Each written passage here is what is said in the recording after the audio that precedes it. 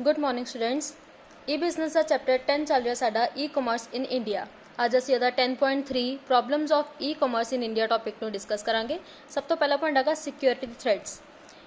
Though service security and encryption are good technologies for transfer of funds, India government still has problem with digital signatures and verification process over the internet। ਹੁਣ ਅਸੀਂ problem ਨੂੰ discuss ਕਰ ਰਹੇ ਹਾਂ। ਸਭ ਤੋਂ ਪਹਿਲਾਂ ਹੈਗਾ ਸਿਕਿਉਰਿਟੀ ਥ੍ਰੈਟ ਹੋਣਾ। ਥ੍ਰੈਟ ਮਤਲਬ ਇੱਕ ਤਰੀਕੇ ਦੀ ਪ੍ਰੋਬਲਮ ਕ੍ਰੀਏਟ ਹੋਣੀ ਜਾਂ ਉਹਨੂੰ ਕਹਿ ਲਓ ਕਿ ਡਰ ਹੋਣਾ ਕਿਸੇ ਚੀਜ਼ ਦਾ। ਕਹਿੰਦੇ ਕਿ ਚਾਹੇ ਸਾਡੀ ਇੰਡੀਆ ਦੇ ਵਿੱਚ ਸਿਕਿਉਰਿਟੀ ਤੇ ਇਨਕ੍ਰਿਪਸ਼ਨ ਟੈਕਨੀਕਸ ਵਧੀਆ ਆ ਚੁੱਕੀਆਂ ਨੇ ਫੰਡਸ ਨੂੰ ਟ੍ਰਾਂਸਫਰ ਕਰਨ ਦੇ ਲਈ, ਬਟ ਫਿਰ ਵੀ ਇੰਡੀਅਨ ਗਵਰਨਮੈਂਟ ਦੇ ਕੋਲ ਇੱਕ ਪ੍ਰੋਬਲਮ ਆ ਰਹੀ ਆ। ਉਹ ਕੀ ਨੇ? ਡਿਜੀਟਲ ਸਿਗਨੇਚਰਸ, ਠੀਕ ਹੈ, ਜਾਂ ਫਿਰ ਕੀ ਆ ਵੈਰੀਫਿਕੇਸ਼ਨ ਪ੍ਰੋਸੈਸ, ਕਿ ਅਸੀਂ ਇੰਟਰਨੈਟ ਦੇ ਓਵਰ ਅਸੀਂ ਕਿਸੇ ਬੰਦੇ ਦੇ ਡਿਜੀਟਲ ਸਿਗਨੇਚਰ ਕਿਵੇਂ ਲਵਾਂਗੇ ਜਾਂ ਵੈਰੀਫਾਈ ਕਿੱਦਾਂ ਕਰਾਂਗੇ ਉਸ ਬੰਦੇ ਦੀ ਆਇਡੈਂਟੀਟੀ ਨੂੰ। ਇਹ ਪ੍ਰੋਬਲਮਸ ਇੰਡੀਆ ਦੇ ਵਿੱਚ ਫੇਸ ਕੀਤੀਆਂ ਜਾ ਰਹੀਆਂ ਨੇ। ਸੈਕਿੰਡ ਆ ਗਿਆ people don't believe buying and selling products online. People in India are still reluctant to buy on the net because of lack of quality products, untimely delivery of products, and because some of them tend to go out of stock. People do not understand the new way of buying and selling product in digital environment। ਹੁਣ ਆਪਾਂ problem ਨੂੰ discuss ਕਰ ਰਹੇ ਹਾਂ। India ਦੇ ਵਿੱਚ ਕਹਿੰਦੇ ਹੱਲੇ ਵੀ ਕੁਝ ਲੋਕੀ ਐਵੇਂ ਦੇ ਨੇ ਜਿਹੜੇ ਕਿ ਆਨਲਾਈਨ ਪਰਚੇਜ਼ ਜਾਂ ਸੇਲ ਕਰਨ ਤੋਂ ਹੱਲੇ ਵੀ ਝਿਜਕਦੇ ਨੇ, ਰੁਕਦੇ ਨੇ, ਡਰਦੇ ਨੇ ਕਹਿ ਲਓ, ਕਿਉਂਕਿ ਉਹਨਾਂ ਨੂੰ ਲੱਗਦਾ ਕਿ ਜਿਹੜੇ ਕੁਆਲਿਟੀ ਪ੍ਰੋਡਕਟਸ ਨੇ ਉਹ ਹੁੰਦੇ ਨੇ, ਪੂਅਰ ਕੁਆਲਿਟੀ ਹੁੰਦੀ ਆ, ਉਹਨਾਂ ਨੂੰ ਇਹ ਲੱਗਦਾ ਆ।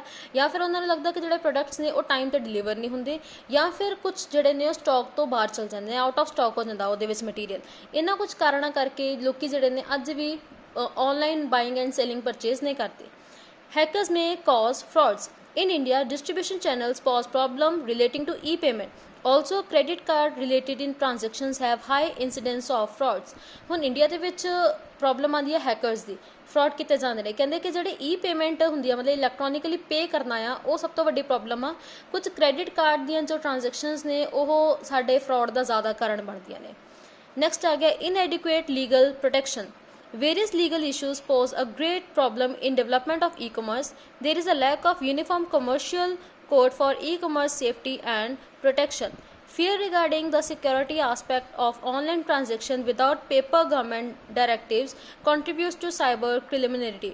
ਕਹਿੰਦੇ ਹੁਣ ਇਹਦੇ ਵਿੱਚ ਕੀ ਹੈ? ਲੀਗਲ ਪ੍ਰੋਟੈਕਟਿਵ ਕਿ ਲੀਗਲ ਪ੍ਰੋਟੈਕਸ਼ਨ ਨਹੀਂ ਹੈਗੀ ਸਾਡੀ ਗਵਰਨਮੈਂਟ ਦੇ ਵਿੱਚ। ਜਿਹੜਾ ਈ ਕਮਰਸ ਆ ਉਹ ਇੰਨਾ ਡਿਵੈਲਪ ਨਹੀਂ ਹੋ ਪਾ ਰਿਹਾ, ਠੀਕ ਹੈ, ਪ੍ਰੋਬਲਮ ਆ ਰਹੀ ਉਹਦੇ ਡਿਵੈਲਪਮੈਂਟ ਦੇ ਲਈ, ਕਿਉਂਕਿ ਸਾਡੇ ਕੋਲ ਜਿਹੜੇ ਨੇ ਰੂਲਸ ਨਹੀਂ ਹੈਗੇ, ਮਤਲਬ ਕਿ ਕੋਡ ਨਹੀਂ ਬਣੇ ਹੋਏ। ਕੋਡ ਇਨ ਦਾ ਸੈਂਸ ਕਿ ਕੋਈ ਐਵੇਂ ਦਾ ਕਾਨੂੰਨ ਨਹੀਂ ਬਣਿਆ ਹੋਇਆ ਜਿਹਦੇ ਵਿੱਚ ਅਸੀਂ ਕਹਿੰਦੇ ਹਾਂ ਕਿ ਈ ਕਮਰਸ ਦੀ ਸੇਫਟੀ ਅਤੇ ਪ੍ਰੋਟੈਕਸ਼ਨ ਨੂੰ ਰੱਖਿਆ ਗਿਆ ਹੋਵੇ, ਜਿਹਦੇ ਕਰਕੇ ਲੋਕਾਂ ਦੇ ਵਿੱਚ ਸਿਕਿਉਰਿਟੀ ਦੇ ਰਿਗਾਰਡਿੰਗ ਜਿਹੜਾ ਡਰ ਬਣਿਆ ਰਹਿੰਦਾ ਆ। नेक्स्ट आ गया lack of efficient personnel in India. There is non availability of professionals content developers for the proper maintenance of websites. हुण इंडिया दे विच कहंदे कि साडे कोल जो एवें दे लोकी अवेलेबल नहीं हैगे जो कि प्रोफेशनल होने इन्हां कामां दे विच, मतलब कि इलैक्ट्रॉनिकली काम करन दे विच, या फिर वो कंटेंट डेवलप नहीं कर पाते वधिया तरीके नाल, जिहदे करके अज भी साडा इंडिया किते ना किते कुछ इलाकिਆਂ ਦੇ ਵਿੱਚ लैक करदा आ कि उत्थे ई कॉमर्स ਜਿਹੜਾ नहीं आ पा रहा। नेक्स्ट पॉइंट आंदा needs huge initial investment. Initial setup cost of websites is very high. Starting ਦੇ ਵਿੱਚ ਤੁਸੀਂ ਅਗਰ ई कॉमर्स शुरू ਕਰਦੇ ਹੋ ਤਾਂ ਜਿਹੜੀ ਵੈਬਸਾਈਟ ਬਣਾਉਣੀ ਆ ਜਾਂ ਸਾਨੂੰ PC ਚਾਹੀਦਾ, ਇੰਟਰਨੈਟ ਕਨੈਕਸ਼ਨ ਚਾਹੀਦਾ, ਤਾਂ ਉਹਦੀ ਜਿਹੜੀ ਕਾਸਟ ਆ ਉਹ ਜ਼ਿਆਦਾ ਪੈ ਜਾਂਦੀ ਆ। Lack of awareness. A new awareness is needed to do business in new manner which is lacking in India. ਹੁਣ ਨਵੀਂ ਅਵੇਅਰਨੈਸ ਚਾਹੀਦੀ ਹੈ, ਜਾਗਰੂਕ ਹੋਣਾ ਚਾਹੀਦਾ ਲੋਕਾਂ ਨੂੰ, ਜੋ ਕਿ ਇੰਡੀਆ ਦੇ ਵਿੱਚ ਬਹੁਤ ਇਸ ਚੀਜ਼ ਦੇ ਲਈ ਲੈਕ ਹੋ ਰਿਹਾ ਲੋਕੀ। Most of the people do not understand the significance and implications of electronic business medium or are not sure about the quality and delivery schedules। ਅੱਜ ਦੇ ਵਿੱਚ ਟਾਈਮ ਦੇ ਵਿੱਚ ਵੀ ਬਹੁਤ ਸਾਰੇ ਲੋਕੀ ਐਵੇਂ ਦੇ ਨੇ ਜਿਹੜੇ ਕਿ ਸਮਝ ਹੀ ਨਹੀਂ ਪਾਉਂਦੇ ਕਿ ਇਲੈਕਟ੍ਰੋਨਿਕਲੀ ਬਿਜ਼ਨਸ ਦੀ ਕੀ ਸਿਗਨੀਫਿਕੈਂਸ ਆ, ਕੀ ਇੰਪੋਰਟੈਂਸ ਆ ਅਤੇ ਕਿੰਨਾ ਉਹਦਾ ਜ਼ਰੂਰੀ ਹੈ ਅੱਜ ਦੇ ਟਾਈਮ ਵਿੱਚ ਹੋਣਾ, ਕਿਉਂਕਿ ਉਹ ਅਜੇ ਵੀ ਸ਼ਿਓਰ ਨਹੀਂ ਹੈਗੇ ਕਿ ਉਹਦਾ ਦੀ ਕੁਆਲਿਟੀ ਕਿਵੇਂ ਹੋਗੀ ਜਾਂ ਡਿਲੀਵਰੀ ਸਕੇਡਿਊਲਸ ਕੀ ਨੇ, ਕਿ ਟਾਈਮ 'ਤੇ ਸਮਾਨ ਆ ਜਾਊਗਾ, ਉਹਨਾਂ ਦੀ ਕੁਆਲਿਟੀ ਵਧੀਆ ਹੋਊਗੀ। ਲੋਕ ਇਹਨਾਂ ਚੀਜ਼ਾਂ ਦਾ ਟਰਸਟ ਨਹੀਂ ਕਰ ਪਾਉਂਦੇ, ਜਿਹਦੇ ਕਰਕੇ ਉਹ ਅਵੇਅਰਨੈਸ ਤੋਂ ਮਤਲਬ ਕਿ ਇਹਨਾਂ ਚੀਜ਼ਾਂ ਨੂੰ ਯੂਜ਼ ਨਹੀਂ ਕਰ ਪਾ ਰਹੇ, ਅਵੇਅਰ ਹੀ ਨਹੀਂ ਹੈਗੇ। ਲਾਸਟ ਪੁਆਇੰਟ ਆ ਗਿਆ ਦਾ lack of infrastructure. The poor infrastructure is also the obstacle in the development of e-commerce. Even the metro cities are not having regular supply of electricity and phone lines. Internet connectivity is still low in India. ਹੁਣ internet ਦੇ ਕੰਮ ਕਰਨਾ e commerce ਮਤਲਬ electronic commerce, ਤਾਂ ਸਾਨੂੰ internet ਦਾ ਹੋਣਾ ਬਹੁਤ ਜ਼ਰੂਰੀ ਹੈ ਇੰਡੀਆ ਦੇ ਵਿੱਚ। ਪਰ ਕਹਿੰਦੇ ਕਿ ਬਹੁਤ ਸਾਰੇ ਇਲਾਕੇ ਅੱਜ ਵੀ ਐਵੇਂ ਦੇ ਨੇ, ਮੈਟਰੋ ਸਿਟੀਜ਼ ਅੱਜ ਵੀ ਐਵੇਂ ਦੇ ਨੇ ਜਿਹਦੇ ਵਿੱਚ ਸਾਡੇ ਕੋਲ ਕਈ ਵਾਰੀ ਫੋਨ ਲਾਈਨਸ ਜਾਂ ਇਲੈਕਟ੍ਰਿਸਿਟੀ ਦੀ ਪ੍ਰੋਬਲਮ ਆ ਜਾਂਦੀ ਆ। ਹੁਣ ਅਗਰ ਇੰਡੀਆ ਦੇ ਵਿੱਚ ਹੀ ਇਹੋ ਜਿਹੀ ਪ੍ਰੋਬਲਮ ਆਊਗੀ ਤਾਂ ਈ ਕਮਰਸ ਡਿਵੈਲਪ ਕਿਵੇਂ ਹੋਊਗਾ, ਠੀਕ ਹੈ। ਤਾਂ ਇਹ ਸੀਗੀਆਂ ਸਾਡੀਆਂ problems of e commerce in India. Next topic ਅਸੀਂ ਪੜ੍ਹਾਂਗੇ 10.4 opportunities of e commerce in India. First point ਹੈਗਾ ਸਕਿਲਡ ਲੇਬਰ ਫੋਰਸਿਸ। ਹੁਣ ਓਪਰਚੁਨਿਟੀ ਮਤਲਬ ਕਿ ਅਸੀਂ ਇਹਨੂੰ ਵਧਾਉਣਾ ਆ कि with the number of internet users on the increase, rising PC penetration, availability of increased and better bandwidth and power supply, various opportunities have become available in India for e-commerce like ਕਿ ਸਾਡੇ ਕੋਲ ਸਭ ਚੀਜ਼ਾਂ ਵੱਧ ਰਹੀਆਂ ਨੇ, ਪੀਸੀ ਦੀ ਪੈਨਟ੍ਰੇਸ਼ਨ ਵੱਧ ਰਹੀ ਆ, ਠੀਕ ਹੈ, ਲੋਕਾਂ ਦੇ ਵਿੱਚ ਪਾਵਰ ਸਪਲਾਈ ਵੱਧ ਰਹੀ ਹੈ, ਲੋਕਾਂ ਦੀ ਉਹਨਾਂ ਤੋਂ ਸਭ ਕੁਝ ਪਹੁੰਚ ਰਿਹਾ ਆ, ਇੰਟਰਨੈਟ ਦੀ ਫੈਸਿਲਿਟੀ ਪਹੁੰਚ ਰਹੀ ਆ, ਤਾਂ ਲੋਕਾਂ ਕੋਲ ਓਪਰਚੁਨਿਟੀਜ਼ ਕੀ ਆਉਂਦੀਆਂ ਨੇ? skilled labor force. E-commerce has the opportunity to utilize the skilled and creative labor force for animation, multimedia, graphic design, and hence can fill the rising gap between registration of website and its creator, that is content providers. ਹੁਣ e-commerce ਅੱਜ ਦੇ time ਵਿੱਚ ਲੋਕੀ ਪੜ੍ਹੇ ਲਿਖੇ ਵੀ ਬਹੁਤ ਨੇ, ਹੁਣ ਕੰਪਿਊਟਰ ਸਾਇੰਸ ਇੰਜੀਨੀਅਰ ਬਣ ਰਹੇ ਨੇ ਲੋਕੀ, ਜਾਂ ਵੈਬ ਡਿਵੈਲਪਰਸ ਬਣ ਰਹੇ ਨੇ, ਉਹ ਕਿੰਨੇ ਸਾਰੇ ਸਕਿਲਡ ਫੋਰਸਿਸ ਨੇ, ਸਕਿਲਡ ਲੇਬਰਸ ਨੇ ਸਾਡੇ ਕੋਲ, ਠੀਕ ਆ। ਇਹਨਾਂ ਕੋਲ ਓਪਰਚੁਨਿਟੀ ਆ ਕਿ ਉਹ ਆਪਣੀ ਕ੍ਰੀਏਟੀਵਿਟੀ ਲੈ ਕੇ ਆਉਣ, ਕਿ ਉਹ ਐਨੀਮੇਟਡ ਕਰਨ ਕੁਝ ਚੀਜ਼ਾਂ ਨੂੰ, ਮਲਟੀਮੀਡੀਆ, ਗ੍ਰਾਫਿਕਸ, ਇਹਨਾਂ ਵਿੱਚ ਆਪਣੀ ਡਿਜ਼ਾਈਨਿੰਗ ਲੈ ਕੇ ਆਉਣ, ਜਿਹਦੇ ਕਰਕੇ ਜਿਹੜਾ ਗੈਪ ਵੱਧਦਾ ਜਾਂਦਾ ਸੀਗਾ ਕਿ ਵੈਬਸਾਈਟਸ ਬਣੀਆਂ ਜਾਂਦੀਆਂ ਪਰ ਕੋਈ ਕੰਟੈਂਟ ਨਹੀਂ ਪਾ ਰਿਹਾ ਉਹਨਾਂ ਉੱਤੇ, ਤਾਂ ਇਹਨਾਂ ਚੀਜ਼ਾਂ ਦਾ ਜਿਹੜਾ ਗੈਪ ਆ ਉਹ ਘੱਟ ਜਾਏਗਾ ਕਿਉਂਕਿ ਲੇਬਰ ਆ ਜਾਏਗੀ। ਸੈਕਿੰਡ ਆ ਗਿਆ software experts. The opportunity is also there for software engineers, more precisely the application programmers, since skilled and manipulative labor force of India can create quality software at a comparative lesser price. ਹੁਣ ਜਿਹੜੇ ਸਾਡੇ softwares ਨੇ, software engineers ਵਾਸਤੇ ਵੀ opportunity ਆਈ ਹੈ, specifically ਕਹਿੰਦੇ ਕਿ ਜਿਹੜੇ application programmers ਨੇ ਉਹਨਾਂ ਵਾਸਤੇ ਜ਼ਿਆਦਾ ਆਈ ਹੈ, ਕਿਉਂਕਿ ਹੁਣ ਉਹ ਐਪਲੀਕੇਸ਼ਨਸ ਬਣਾਉਣਗੇ, ਲੋਕਾਂ ਦੇ ਵਿੱਚ ਸੌਫਟਵੇਅਰਸ ਲੈ ਕੇ ਆਉਣਗੇ, ਨਵੇਂ ਐਪਸ ਆਉਣਗੀਆਂ ਲੈਸਰ ਪ੍ਰਾਈਸ ਦੇ ਉੱਤੇ, ਤਾਂ ਲੋਕਾਂ ਦੇ ਕੋਲ ਆਪਣੇ ਆਪ ਓਪਰਚੁਨਿਟੀ ਆਏਗੀ।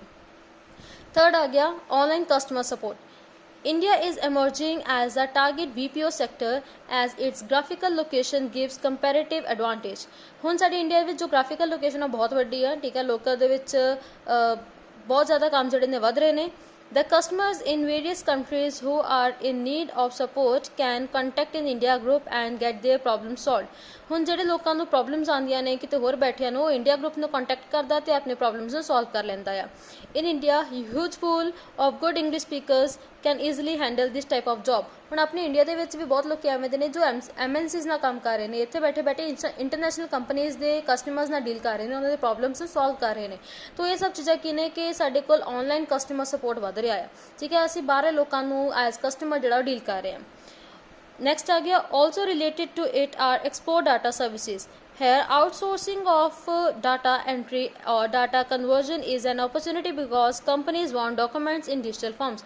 ਹੁਣ ਅਸੀਂ ਆਪਣੇ export data service ਆਪਣੇ ਡਾਟਾ ਨੂੰ ਬਾਹਰ ਵੀ ਭੇਜ ਸਕਦੇ ਹਾਂ। ਕਿਉਂ? ਕਿਉਂਕਿ ਸਾਰਾ ਕੁਝ ਕੀ ਹੋ ਚੁੱਕਾ ਵਾ, ਜਿਹੜੇ ਸਾਡੇ ਡਾਕੂਮੈਂਟਸ ਨੇ ਉਹ ਡਿਜੀਟਲ ਫਾਰਮ ਦੇ ਵਿੱਚ ਕਨਵਰਟ ਹੋ ਸਕਦੇ ਨੇ ਤੇ ਆਪਣੇ ਜੋ ਅਸੀਂ ਇਹਨੂੰ ਆਊਟਸੋਰਸ ਕਰ ਸਕਦੇ ਹਾਂ, ਮਤਲਬ ਲੋਕਾਂ ਨੂੰ ਬਾਹਰ ਭੇਜ ਸਕਦੇ ਹਾਂ।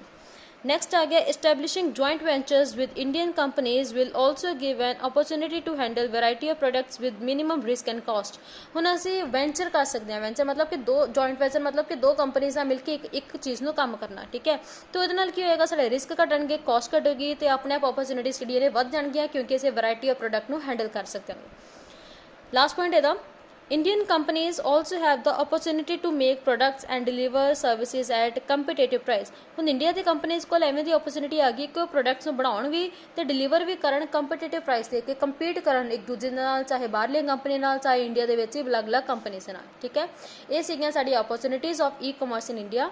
ਅੱਜ ਦੇ ਲਈ ਇੰਨਾ ਹੀ ਟੌਪਿਕ ਆ, ਅਗਲਾ ਟੌਪਿਕ ਅਸੀਂ ਨੈਕਸਟ ਵੀਡੀਓ ਵਿੱਚ ਡਿਸਕਸ ਕਰਾਂਗੇ। Thank you.